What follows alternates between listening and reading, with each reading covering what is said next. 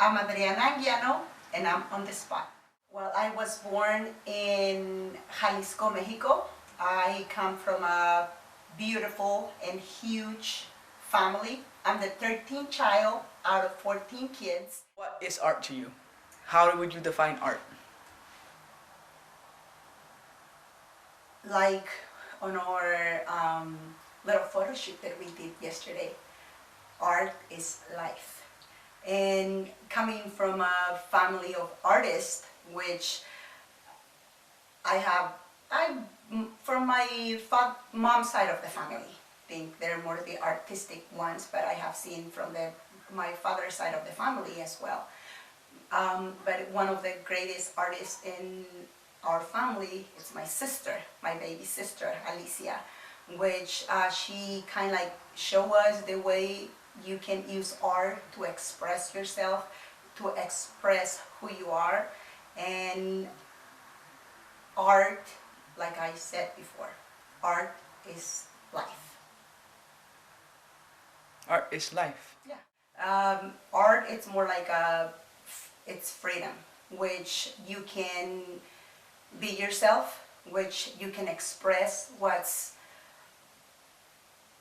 you're going through the moment, which you cannot, or you are afraid to speak up, or you're afraid that you might somehow said something inappropriate. So that way you see art as a freedom of speech without saying not even one word. You can find on art todo lo que no puedes decir y en veces por lo que uno queda callado. You come from a traditional Mexican family, so have you ever felt that you weren't allowed to say the things that you wanted to, and has art allowed you to say those things? Absolutely. So you grow up with this culture, around you, which is what is appropriate or inappropriate to say. And we also, we have to be careful in what we say because of what my people might think. And that's how we grow up. That's our culture, which, especially for women, you cannot say what you think, you cannot speak up your mind because the culture that you're in, it's not acceptable. So you have to follow the rules. What culture are you speaking about?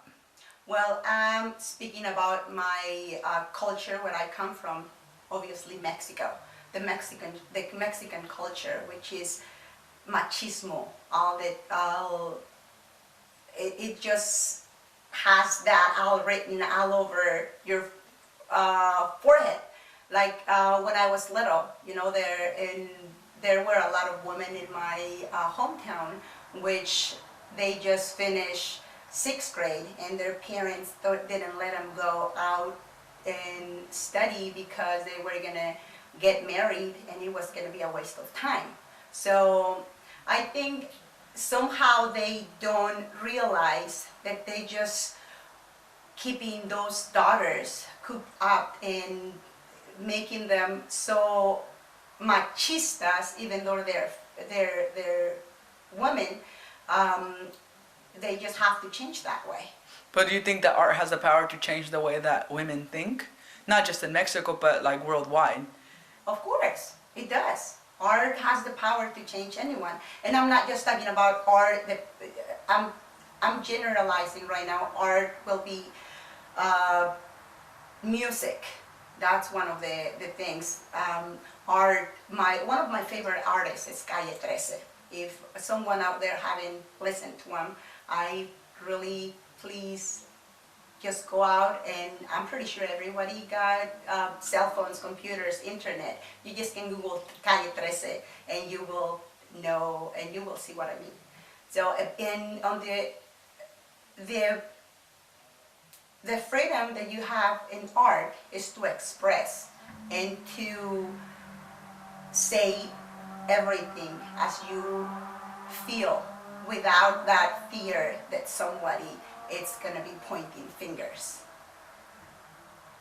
What is your favorite line by Calle 13? You think you can say, this is what I believe, this is what they've given me? My favorite line by Calle 13,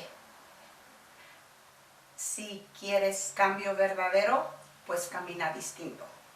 I'm pretty sure that most people don't know and don't get that phrase and will say, what's the meaning of that? It's like, if I'm walking straight, should I just go left? No, which means it's like right now what's happening in Mexico.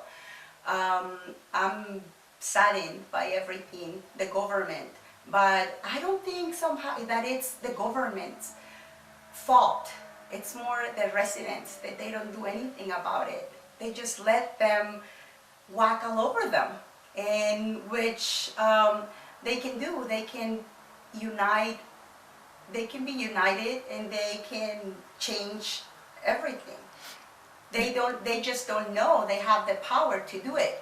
And by what Calle 13 meant with si quieres cambio verdadero, pues camina distinto, will be, if you want change, you have to be the change. You have to start by changing your ways, by changing your way of thinking, by learning other cultures, by not just point fingers at someone because it's different than you. It will like make friends with people, make friends with different cultures. You don't like anything about those cultures, then just take whatever you think it's right and just leave the rest behind.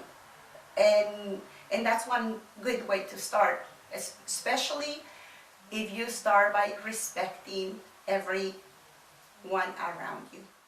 If you had the opportunity to go back in time and talk to yourself as a young girl, being the age that you are now and knowing what you know, what would you tell yourself as a little girl? Like, what would you say to the generations that are coming up?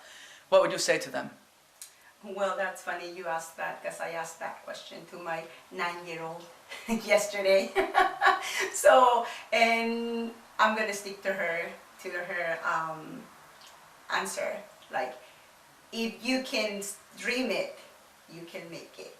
So that's that's me going back.